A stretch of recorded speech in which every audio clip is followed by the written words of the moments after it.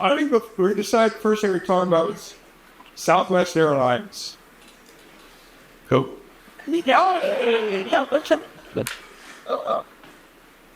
Elliot's challenge. He was Okay. right. Yes. Somebody, right?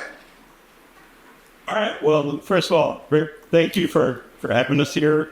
It's great to be great to see you at different times and experiences here over the years, and always enjoyed everything at SMU. The Elliott Management Challenge at Southwest is, I think, quite predictable. Wasn't I don't think it should be a surprise to anybody. The company has really floundered post-pandemic. The stock price is half of what it was. The earnings are a fraction of what they were, and the growth prospects are really challenged there. So you have a situation where Southwest is about to undergo a lot of change. A lot of that will be announced next week. The board changes, or at least the first step of the board changes, have already been announced. Gary Kell is going to step down next year as the chair, and there will be 6 directors are resigning, be replaced by 4 others. 2 or 3 of them will be from Elliott Management. They're already said they're going to do assigned seating. With that will come extra legroom rooms. With that will come fees for all of that. And there's a good likelihood that baggage fees will come too. And with all that, you end up with Southwest is just another big airline. And that's a real challenge. We could talk about the culture. One of the things that is surprising to me about all this is that how meek Southwest has been about all of this, and the lack of any kind of employee support for management, and virtually non-existent in the Southwest of, Herb and Colleen. There would be rallies, and there would be demonstrations against the big bad Wall Street wolves trying to destroy their company, and there's none of that. Yeah, it's worth remembering though that 20% of the employees at Southwest have turned over since the pandemic. Right, and so it's not the people that you heard that's called the either. Southwest was really unique in the airline industry, profitable 47 years ago, and they became complacent. They have a sort of belief that their model is the best model. And when there were things that were changing around them in the sort of macro environment, they did change with it. There are several things that really changed with the pandemic in particular. First of all, where people wanted to go, and that it was over. People were traveling internationally. American didn't have the Europe focus that Delta United did. American suffered in its performance because of it. So, Southwest is not just domestic, but it's predominantly domestic and short-haul international. And they also don't have partners. So they're not selling those international tickets that we wanted to buy. People also had a preference that we'll see if it's ultimately lasting for premium. So people were paying for first class, business class experiences that Southwest couldn't offer. They didn't have the destinations, they didn't have the product, and they didn't have the partnerships either. And Southwest was very slow to change. They were slow to invest in technology that was really revealed in December 2022, and the Christmas to New Year's meltdown really, I think, had lasting effects in ways that they don't quite admit. But Southwest also has other challenges too. They have only one aircraft. That's great in terms of training costs, in terms of maintenance. The fleet simplicity has served them very well. but it also limits where they can go. They're not flying the wide bodies international, but they're also not flying small regional jets to smaller cities that then feed the hubs that they have at more people into these connected flights. So they kind of felt they were slow to change, and the world changed around them. Now, Elliott management, I think, is correct to point out the challenges they face. At the end of the day, their financial statements show that they're no longer in the industry position that they were. But where they fall much shorter is in the ability for them to articulate much of a way forward for Southwest. And indeed, Southwest is doing many of the things that they already talked about that do make them less of a differentiated product than the rest of the industry. The prescription seems to be, become more like JetBlue in America. But that's not obviously a formula for financial success either. So the easy thing is to say, these people aren't changing, we got to get rid of the people at the top who aren't solving the problem.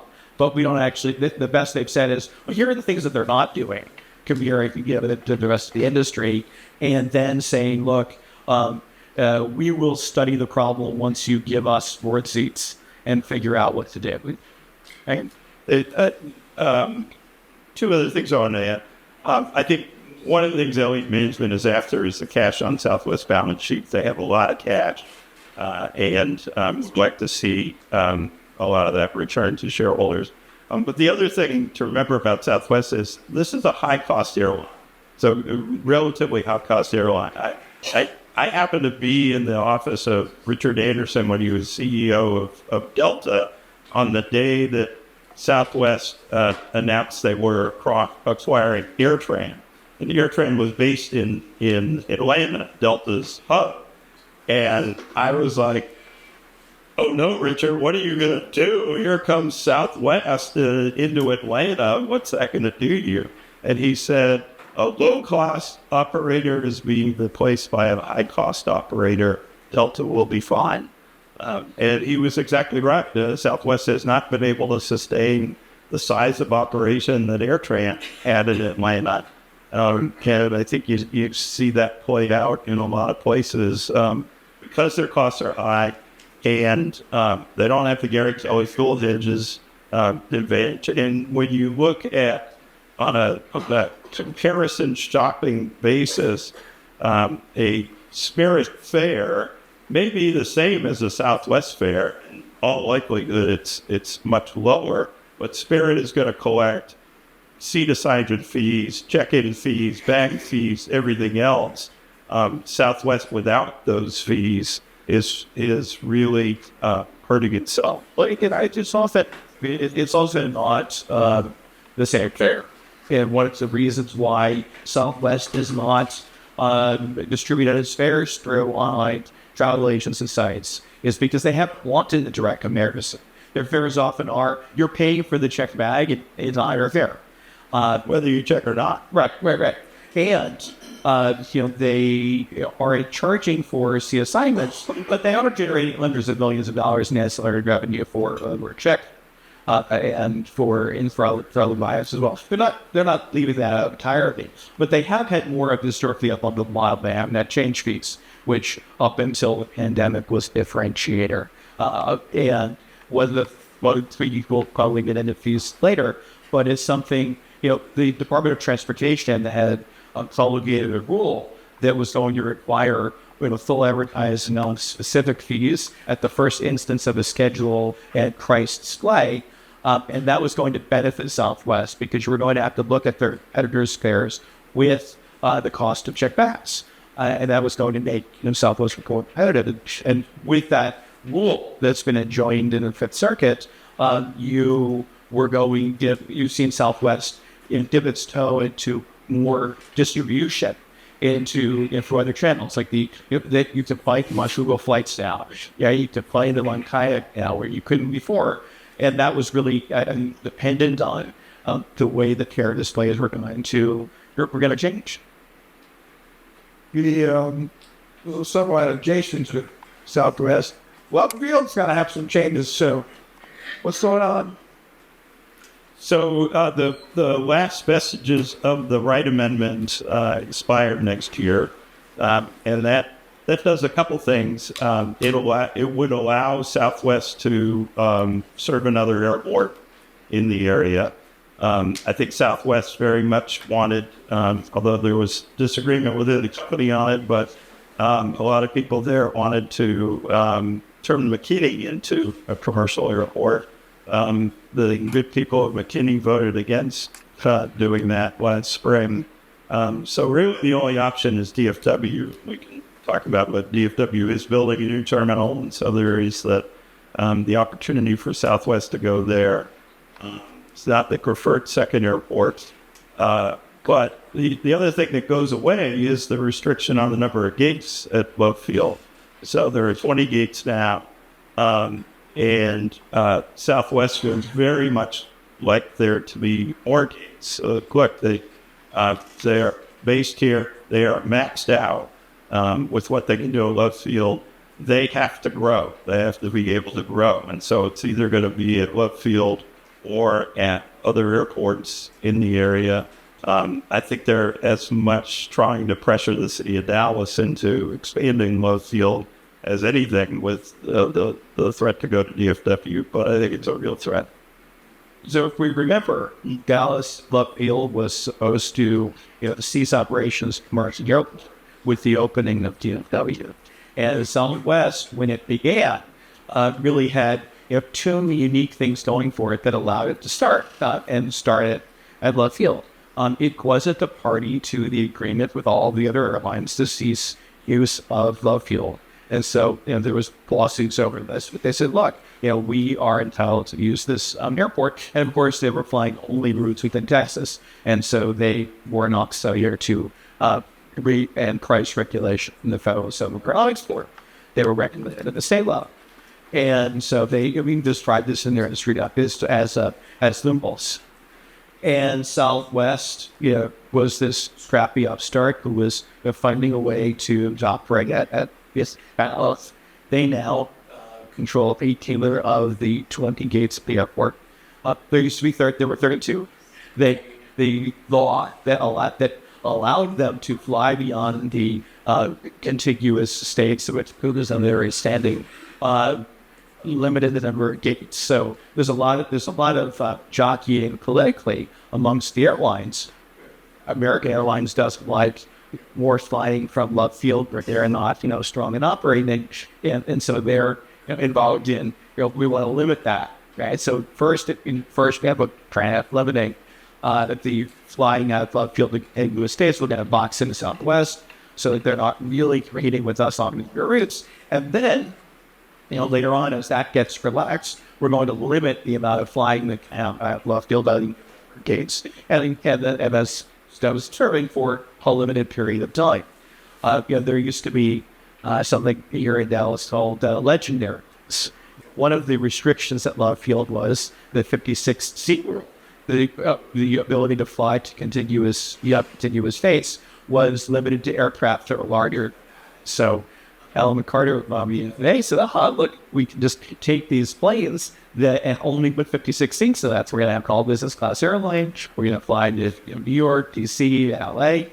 Of course, tremendous lawsuits ensued over whether the rule really meant the number of seats in a plane or the number of seats that a plane was certified to operate with. So there's been a huge history of litigation over who can fly at Leff Field and where. In fact, Legend Airlines had its assembly terminal, 6 gates, and it was taken through eminent domain 5 years before the pandemic. And actually, the folks with the lease got nothing in it. It was a federal appeals court ruling because they had stopped paying on the lease when they were told that it was going to be taken away from them, and that the lease was canceled. But that public purpose for which it was taken is now a Lincoln dealership. So there's been a lot of political jockey over time. Obviously, that's going to continue. But it's not. The issue now is the neighborhood. The issue in the city of Dallas, I don't think is going to care what American Airlines thinks or what the city of Fort Worth thinks or anything else. That's all gone. The issue now is the Dallas City Council willing to expand Love Field when the neighborhoods don't want that? I mean, it's a point. It's a political jockeying, political positioning. But different interests, how different interests are playing out. Yeah, these are now two different airports, and very competitive. And let's move to Leff Field, airports in general. What's going on there in terms of things like air traffic control, TSA, and all the other stuff that we travelers have to face? That's a big jump. Yeah. Well, that's about. I give you a couple things so you know let Gary go on. The airport world is very competitive, and people don't think of it that way. Airports compete for service, new routes. Airplanes are obviously quite movable, and so people think of it as a local monopoly, and it turns out the airport is really quite competitive.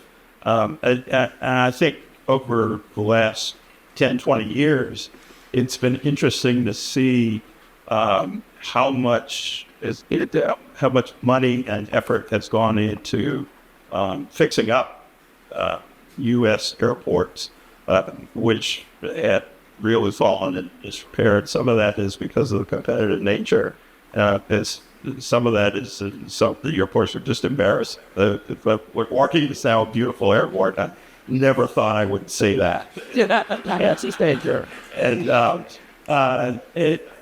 So I think the airport world is kind of a success, and I think the TSA world, and you all can disagree, but I think TSA is doing a heck of a job. And we have not in some time seen serious delays. I think they have really improved technology. They've really improved the workforce. They've really improved their operations. David Pekoski, who's the head of it, has done a phenomenal job and is fully committed to pre-check, which I think a lot of us really, and that was not clear through many years. There are previous administrators who were not committed to pre-check, and he is committed to it in the sense that they're not guaranteed, but they're totally committed to having less than a 10-minute wait at any pre-check thing, and they move people around the checkpoints. They monitor the wait times, and it's really become an effective government. So no such thing. So, first,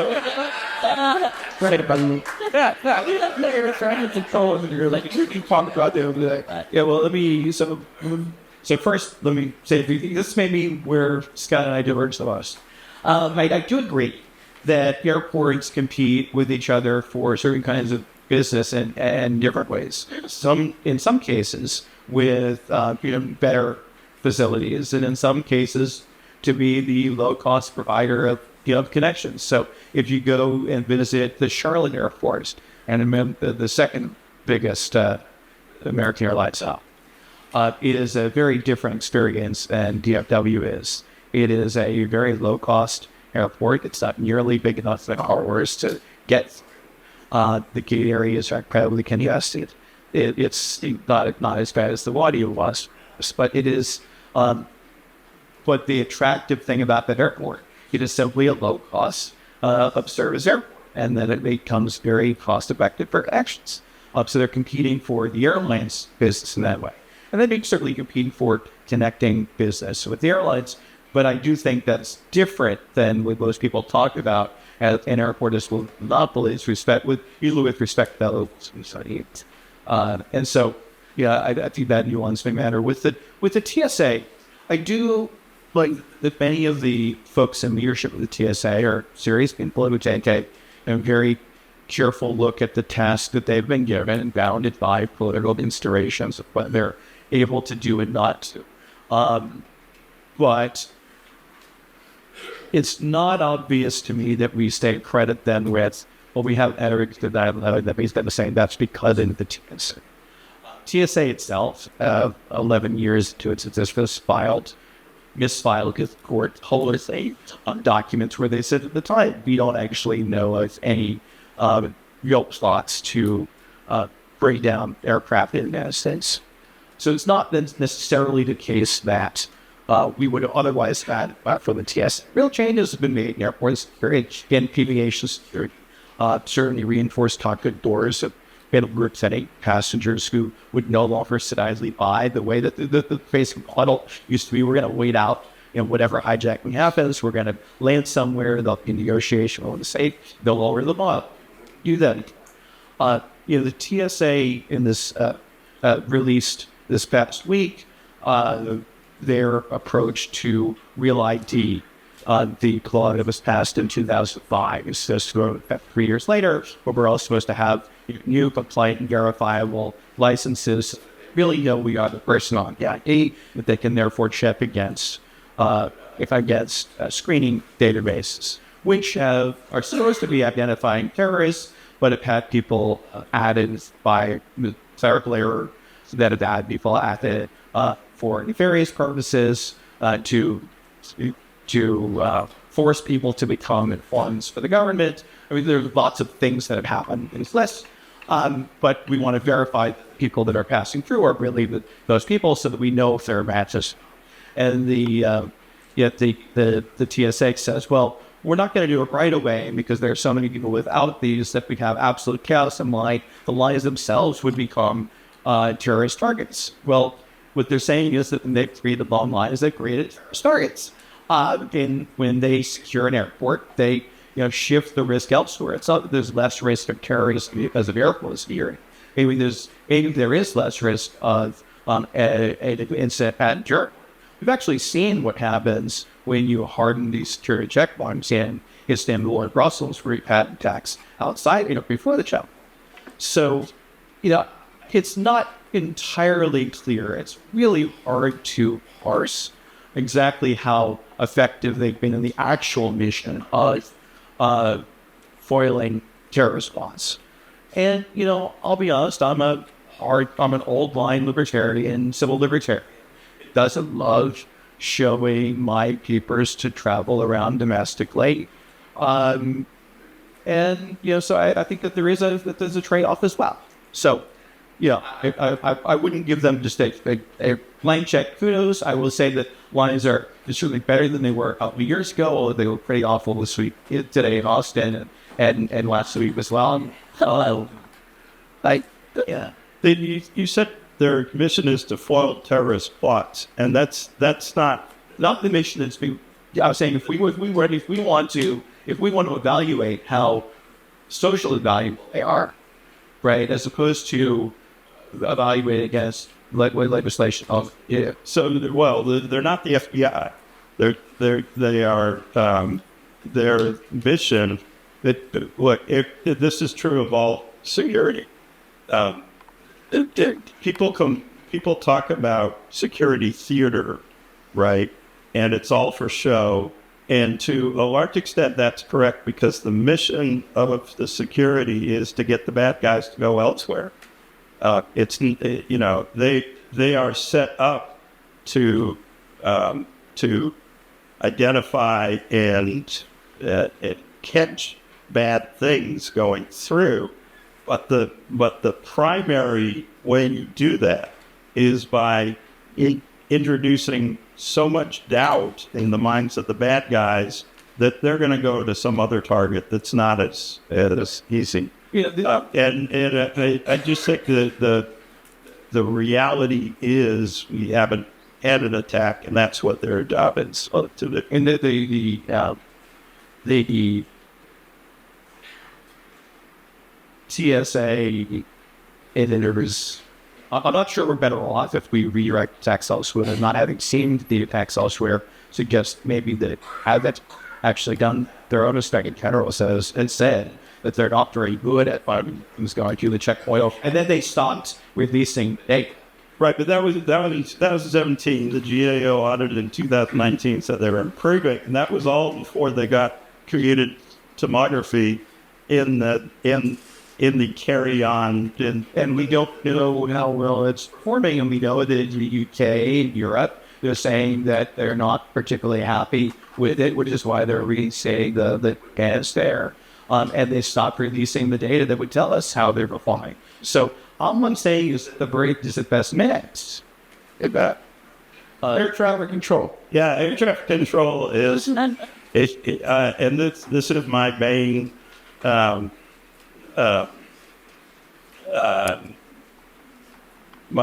main passion right now. Air traffic control is a disgrace in this country, and we need a Manhattan Project type national effort to fix it, because it is fixable.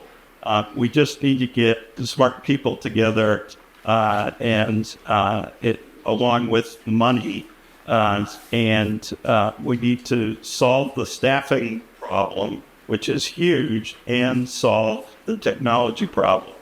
And those are two different things. The staffing problem right now is limiting air service in New York and Florida and other parts of the country. That raises fares. That creates delays. The system is so entirely inflexible. I was in Baltimore flying to Dallas, and there was a tiny thunderstorm that just happened to be on what air traffic control calls a gate, it's changed in the sky that everybody westbound out of Baltimore has to pass over, and there's that thunderstorm, and planes could easily fly around it, but the system was so crowded and so inflexible that it just wouldn't allow that to happen, and that's an air traffic controller problem. The technology, there is better air traffic control technology all over the world, and we don't have it in the United States. I did story after story on this. I was in a control tower in Canada where it's got in trouble for this, but they said, you know what we have to do when we turn over a plane to the U.S.? And I said, no. And the guy said, we have to pick up the phone and call and say, here comes United 123. And everyone in the control center started bursting out laughing hysterically. And that Canada got all kinds of grief from the U.S. for embarrassing in that way. But it is an embarrassment. How many of you text with your telephone? Does it work? Right? Pilots are texting with controllers over the Atlantic, over Hudson Bay, all the time. Can they do that here in the U.S.? No. Like 15 years ago, there was a pilot project for a controller pilot data link in Florida, and it failed. And you still, the clearance to delivery to flights is done electronically in most places now, but every communication between the air and ground is, and so much of it is routine. It's hello, goodbye, hello, goodbye, hello, goodbye. And there's absolutely no reason why you can't increase the capacity safely in the system with technology. And I just think this is a national disgrace. It's hurting the economy. It affects all of us. It delays flights. Your flights get canceled. It's just infuriating. And the FAA has been working on projects for this for decades and made very little progress and spent plenty of money. They have not managed it well, but we've also budgeted for it very poorly. One of the FAA effectively regulates itself. They're both the regulator and the service provider, which is not how it works in many parts of the world. It's not how it works in Canada. In Canada, there's a separate nonprofit. One of the benefits of that model is that they are able to issue bonds, and they make their technology, they borrow the money, they make technology investment, and they pay it back with fees from the airlines. Here we deal with the vagaries manual with professional flights appropriations items, and it's not a great way of managing major technology investment. But the money that they've gotten hasn't been managed particularly well. even if you didn't go with a, nonprofit stakeholder model like Canada, some kind of whether you call that privatization or not, you could separate out a regulatory function from the actual service provision function, putting them in different agencies. And one of my concerns with TXA is precisely that same idea, that you generally want to have a different service provider than regulators rather than the agency sort of looking after itself.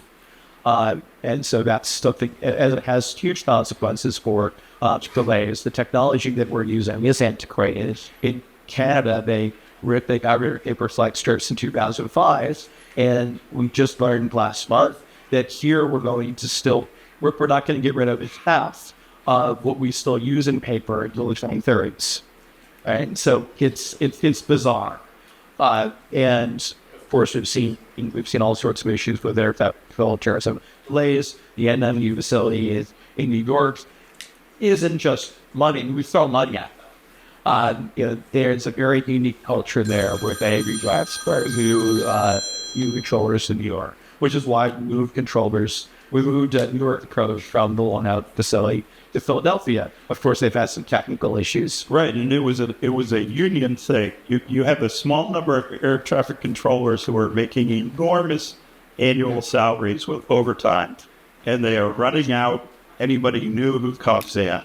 And the only way the FAA could figure out how to solve this problem was to move New Jersey to Pennsylvania.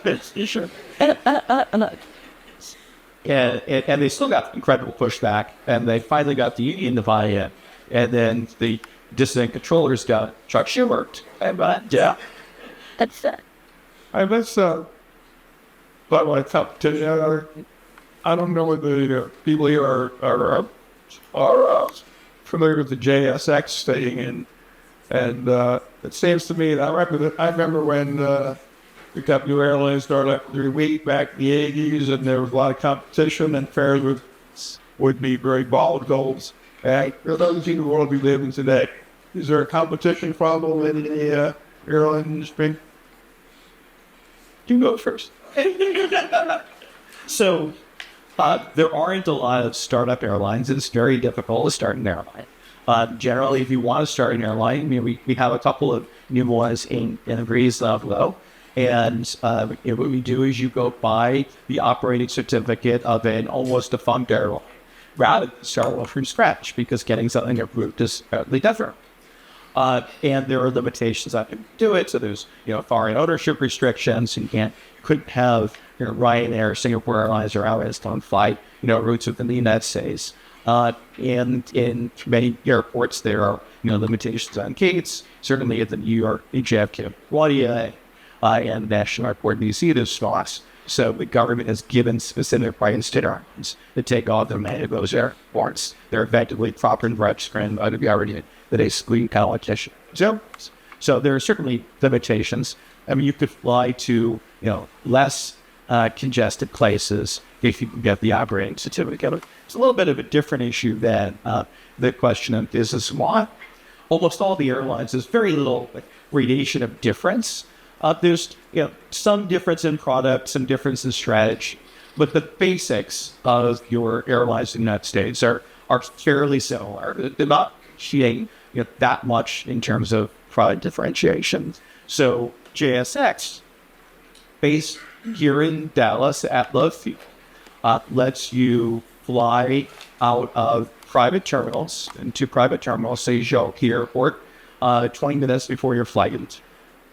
Interestingly, the way the regulations work, as long as they stick with planes that aren't more than 30 seats, they can use these airports. They can use recently retired pilots from American and Southwest, for instance, so they're not subject to the mandatory retirement 65. For co-pilots, they can use folks with fewer hours on their plane, so they have access to more pilots. And so what they've done is they've taken essentially 50-seat regional jets and configured them to have just 30 seats. So it's a nice, spacious experience. They're coming back, 7 fees or your drink or your snack. But basically you're flying in or roughly first us product out of the private terminal. And the way that they do that is, And they don't connect people into the other system, so that's part of the security. Then why do you need to screen people? Because they're not getting on a flight, bigger plane. so you have a security process. The TSA has they call it 12.5 standard security programs, and so operators like this, they do a lot where, so you get all your bags swabbed. You have to show your ID, and they run you against these screening databases. You go through a weapons detector. So they have a security protocol, but it's not operated by TSA. And so if you land at the airport, you don't just go connect with a flight. You would have to clear TSA's. So that's the product, and they operate. The major airlines are what we call Top 121 carriers, and they have a set of rules. But they operate under Part N35 for charter airlines, but they're able to sell individual seats, which is the key here with Part 3 and UVs. And the big airlines don't like this. They view it as as hand-run around the rules. Although it's consistent with the way the rules have been written for decades. They've just done more of this than some of their, not the old Contour Airlines does this essentially, or does this, but they're the largest of these carriers. And so they were a target of large airlines, especially American and Southwest, but also the major pilot union, because the pilot union doesn't like, and run were around occupational licensing restrictions. So after the Colgan Air crash in 2009, there were some changes that were made that some of which were really, for instance, pilot rest rules. Pilot fatigue is a really big deal. Concern about safety. One of the other things that they did is they increased the number of hours that were required to fly for a commercial airline. And it's called often referred to as the 1,500-hour rule, rather than the flight that was 250 hours. But it's not necessarily 15. If you've got a college degree or you have an associate degree, you've flown military, it can be less than that. But it's expensive to rack up those hours and time-consuming to rack up those hours, so it becomes difficult to be a pilot. Shortage of pilots, higher pilot wages, piloting directly attached to this rule. You see that as a threat. SkyWest was going to copy this model for some essential air service routes, so they were seeing an expansion of use of the Part 135. If they were going to stop that in its tracks, they had to attack JSX also. So there was a confluence of interest between pilot union, American Airlines and Southwest, and they've gone after both at the Department of Transportation and at the TSA, saying, look, we allow 4.5 million private flights a year without, virtually without any security. We shouldn't allow this without TSA security. And then the Department of Transportation saying, look, we should all follow the same rules if you're selling to pilot. So that's basically the conscience, yes. Yeah, I mean, so to your question about competition, we went through a period of consolidation in the airline industry, and as a result, one result of that is it's a lot more difficult to start an airline, and I think the smaller this is a business where size matters. The size of your network is the bigger the network, more beneficial that is. So small operators have really struggled. We see that right now. Small airlines are having a very difficult time making money. There have been some, as Gary outlined, some really creative new business models. I think there's sort of the chance for limited success there. The scheduled charter model of GSX and others is one of them. I think it's a product that appeals to a lot of people. It's great that there are new innovation and new choices for consumers. I think an even more important benefit of this is that there's a chance for young pilots to get really good experience in the cockpit of an appropriately sized jet for them.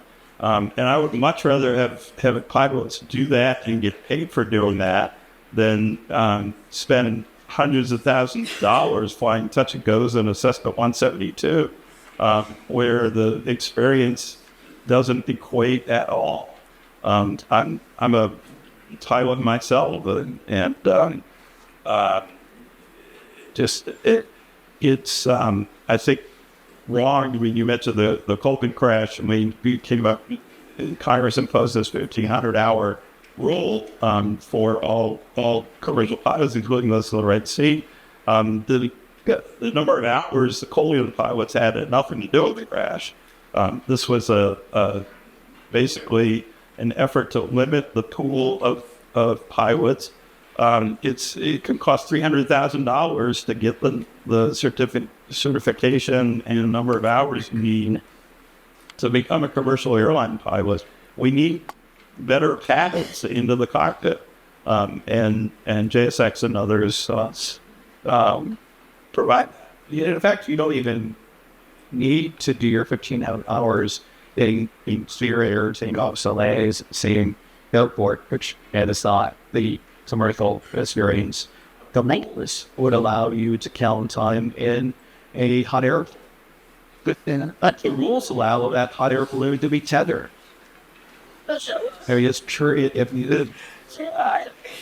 Yeah, so it is. How do you come up with that? Yeah. These rules are complicated. So these hours would count. Now, a major commercial airline, if you've got 5 of your 1,500 hours there in tethered hot air, you're probably not going to get hired by Southwest or American. Things were pretty tight a couple of years ago, so there was a relaxing of some standards of folks entering there. You do have a pilot shortage at the cadet class. Well, we don't have a pilot shortage. We've created a pilot shortage. It's actually eased quite a bit with the we've had an overcapacity situation, but still that was and you saw huge contracts negotiated when we had that pilot shortage, and there's not a pilot shortage in the rest. Let's look at some silver issues here. They're talking now about breaking out airline pay passengers for delays. It's been proposed. What do you think of that? And also, anything you have to say about fees and loyalty programs? To me, might be interesting to those out here. Well, let me start with loyalty programs. Airlines aren't really airlines anymore. They're loyalty programs that happen to fly people. It's the loyalty programs wings. Last year, Delta Airlines took in $7 billion from American Express for the sale of Scott Miles. Delta's net income was I think, around $4 billion. Most airline profits, and this is one of the advantages big airlines have, but most airline profits these days are coming from loyalty programs. They have become enormously successful. The power of the mile, and this is, Gary spent a lot of time talking about evaluation and cataloging and reporting on evaluation of programs and all. And yet, even though your miles and points are worth less, still the major motivator in credit card spending. You can get 2% on the cashback card easy, and nobody really, there's so many want to do it. But so those programs in the pandemic, that was what airlines mortgaged. That was what they borrowed against. And even Spirit faces a huge financial problem next year because there's $1.5 billion payment that's due from what they borrowed during the pandemic against their loyalty program. So it's hard to overestimate the importance of loyalty programs to airlines. What was the other? Paying for delaying, but Paying for delays. Look, I don't think it's going to happen. But I think there has been some benefit to the traveling public in Europe with a very aggressive European regime. And I think that the ultimate idea is to force airlines to improve their operation by penalizing them for delays. I have a hard time with it. Airlines already have a lot of incentive to run on time. Some are better than others, obviously, and we could talk about that. But it is cheaper to run an on-time operation than it is to run with a lot of delays. So there's already a financial incentive there. Would it be better if they got more? I don't know. I think it introduces all kinds of complexity. In the U.S., the rule is if it ever came to be, it would only be for airlines specific problems, and so much of the operation is dependent on weather and air traffic control and everything else. Are you going to include mechanical problems in that or not? Because historically we haven't, because we don't want airlines to overlook mechanical problems because they don't want to pay a bunch of money out and they fly an unsafe flight. I don't know that it's going to make things any better. Frequent flyer programs, regulating frequent flyer programs is a topic being discussed now for largely off those two reasons. First, Senator Dick Durbin of Illinois wants to cap credit card interchange, which these merchant swipe fees. That is what the credit card companies want to incentivize these transactions because they make money on it, right? So they're rebating a lot of the transaction to you through the frequent flyer programs because they're so deep for the airlines. The airlines have pushed back tremendously as part of the fight in this effort, and so bashing of frequent flyer programs on his part, working with agencies to do it, has been part of a concerted political effort to delegitimize programs in the argument against his effort on credit card interchange. That also dovetails scarily nicely with the middle-class pocketbook emphasis that we've seen out of the Biden administration, broadly, the Department of Transportation in particular, where they've done, at the DOT, it's been a lot of small stuff, but it's been efforts like getting airlines to commit in their contract carriage to provide meal at a hotel and university during the control delays, and they put up dashboards on their website, right? These sorts of things, stuff that people get frustrated with airlines over. Well, they're going to solve that. So these efforts dovetail of that, and so the Department of Transportation came out with a request for information from airlines, asking for a tremendous amount of information about the evaluations of their programs, about changes to the programs without notice. The details of their credit card program. They're not at all on the verge of doing anything about this, but beginning to discuss it. But it is here. Just got said. Look, the three largest airlines borrow between $6.5 and $10 million each against future revenue streams of their loyalty programs during the pandemic. During the financial crisis, it was a different model. It was $1 billion pre-sales of miles to their foreign bank partners. So they figured out that they could actually get a lot bigger sums of money by issue of debt. Although Southwest actually, the earlier model of selling miles to Chase during the pandemic. And the scale of all this really dates back. 2002 when United was bankrupt, they said United sold through its bankruptcy to support the underlying credit card business. The United senior vice president at the time told me that when he left the bankruptcy court, the first call they made after as soon as they left the judge was CEO of First USA at the time, but it was to Jamie Dimon. And that's who they were inclined to. So this has been a long evolution. Yeah. We promised the public will have a chance to ask some questions. Step up to a mic and have at it. Go ahead, turn that microphone on, sir. Yeah. Wait.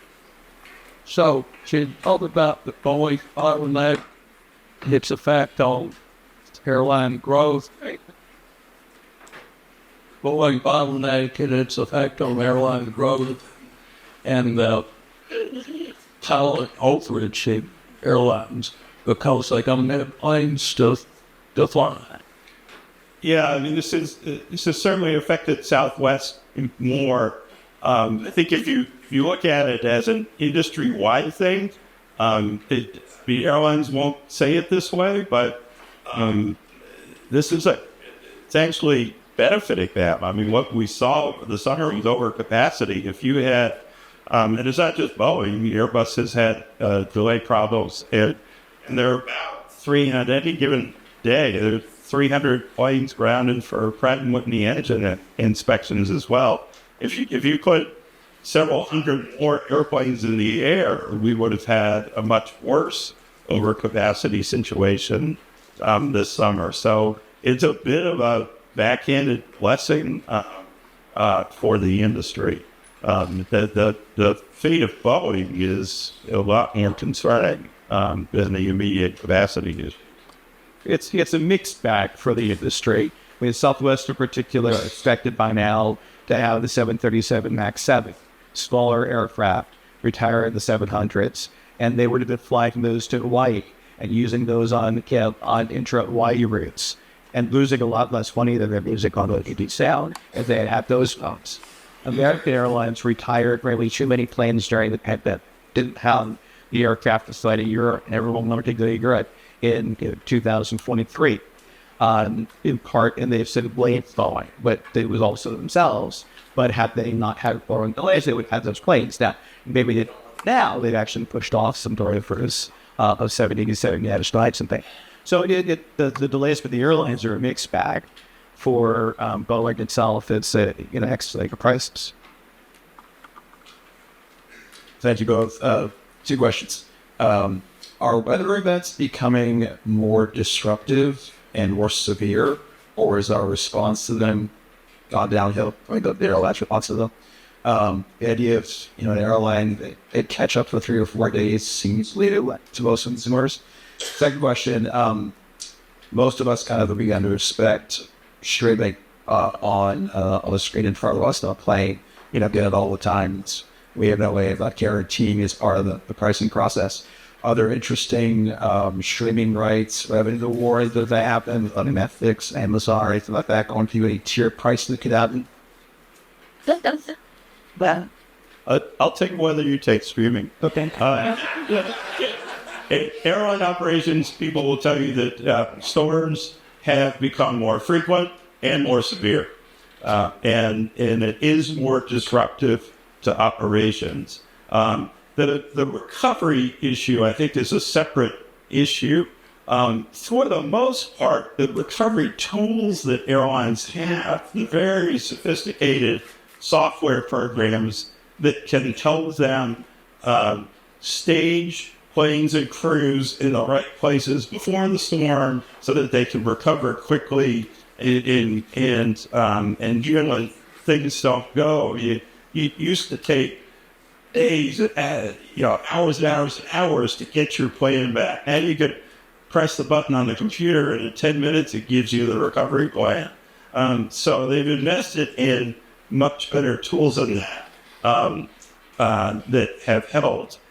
Obviously, didn't help Delta with CrowdStrike, right? And so I think one of the things we've seen is really how much management does still matter.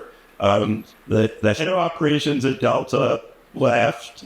The guy who ran the operations center, who I know very well, is a real genius of the operation. He left. They hired a guy to be their chief operating officer who had been let go as CEO of Six Flags, who knew nothing about your own business. Guess what? It didn't work. And he recently got let go from Delta. There's been a brain drain there, and that's happened at some other airlines. So I think climate has affected them greatly and will continue to. And there's kind of this race to improve technology and get better.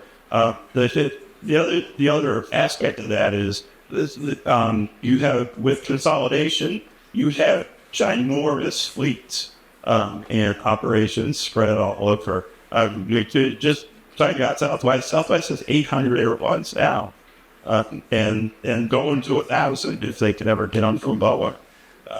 And that's a really complex problem when things get discombobulated. You got to put that together.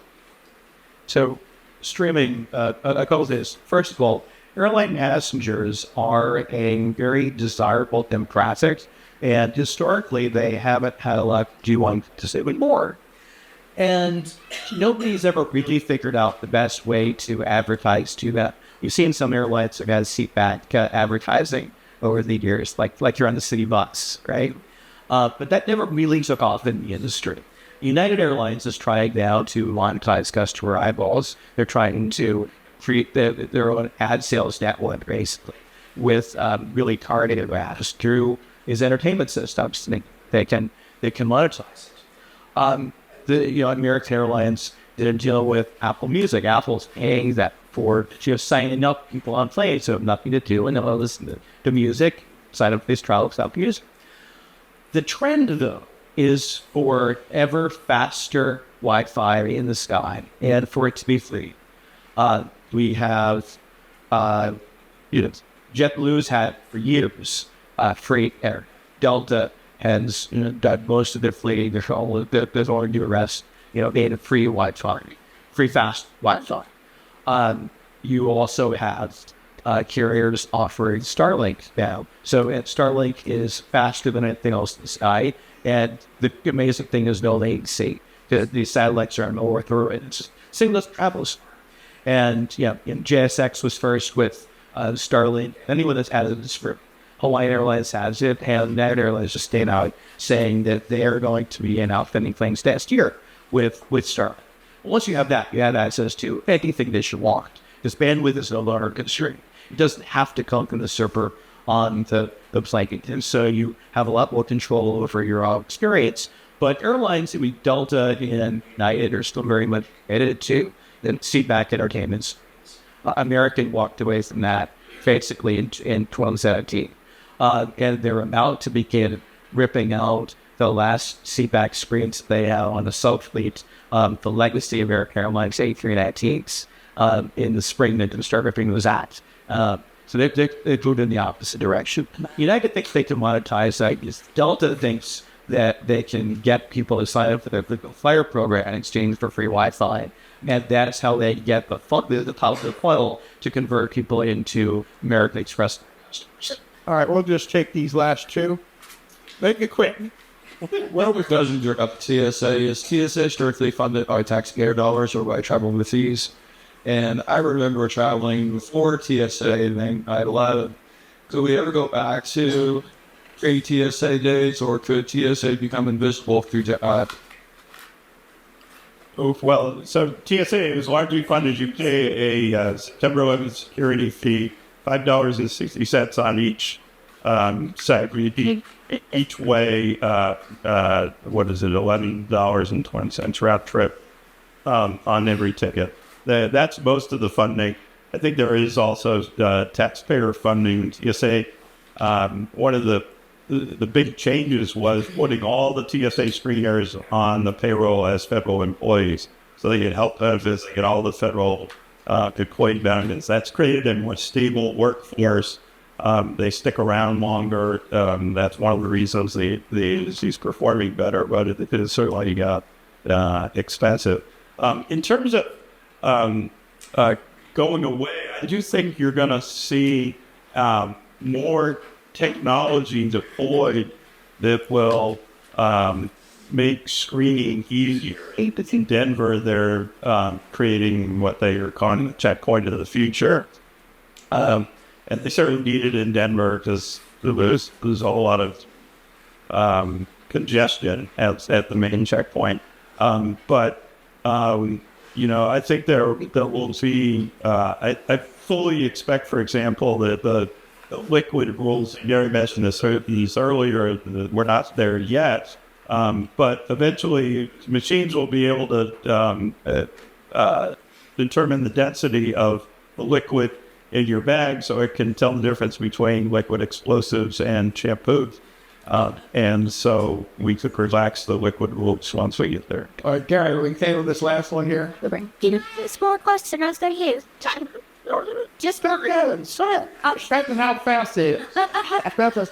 So on the air traffic and the congestion and the issues about technology and managing all that in the air, what is there an objective point of view on how much of that is from GA, from non-commercial flights? Because when you're up there, the controller has to handle you as well as Continental and American. So is there an objective way of seeing how much effects? There's always been that confident thing.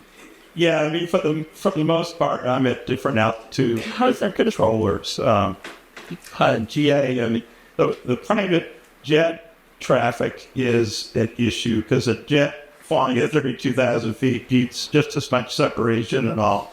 But if I'm out in my Cirrus, most of the time I'm not talking to a controller. I can go VFR, go lots of places. Sometimes I use controller services. Yes, I pay for that through the gas tax. But the real issues, are it just looks at the Northeast. If there are storms in Washington, everybody wants to go over Cleveland Center. Cleveland Center says, we're not taking any more airplanes so that you sit on the ground. Yes, thank you. Okay, well, I apologize if this is out of place. I just literally came with this question in mind. I want to know, do you own stock in any airline? If this is our place, you can just tell me. And then if you can explain to me how I don't know much. I'm Mexican and I came here 15 years ago, so we're not familiar. Mexicans cannot buy stuff. Usually, have to do it for a broker or whatever. But it intrigues me how it doesn't seem like they're making, it's like it's losing value, like American Airlines. And so if you can explain to me how is that possible, because I would like to know more. And again, apologies for if this is our place. So I don't mind saying that I do not have a stock in any individual airlines except through mutual funds and exchange traded funds, right? That own their fraud spots in the market. And how is American Airlines stock so low? In September of 2017, the then CEO of American Airlines, Doug Parker, got out the investor in death and publicly announced a bet that he had with financial analysts that his stock was going to hit 60 a couple months later. Before the analyst turned 60.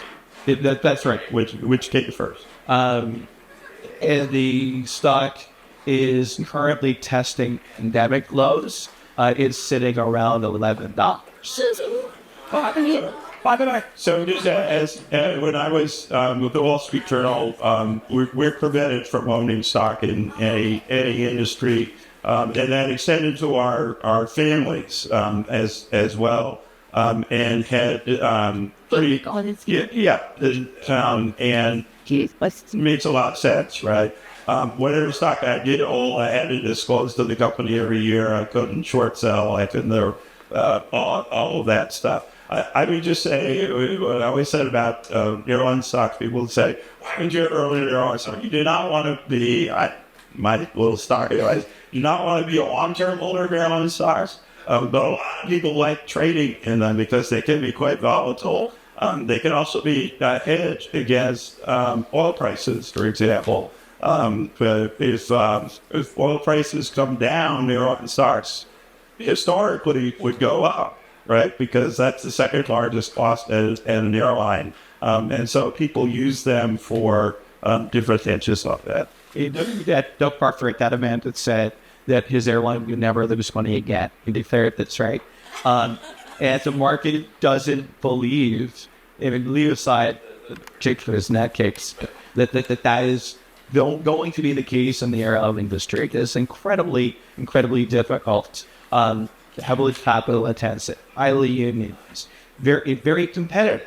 So there's not a lot of competition in terms of new business models and innovation, but the airlines themselves compete vigorously against each other and can move planes virtually anywhere instead of the most congested and constrained airspace is here. And so it is very difficult to make above normal returns on an ongoing basis in the airline industry. And so the stocks are never going to trade at a multiple, suggesting there are substantial growth relative to current performance.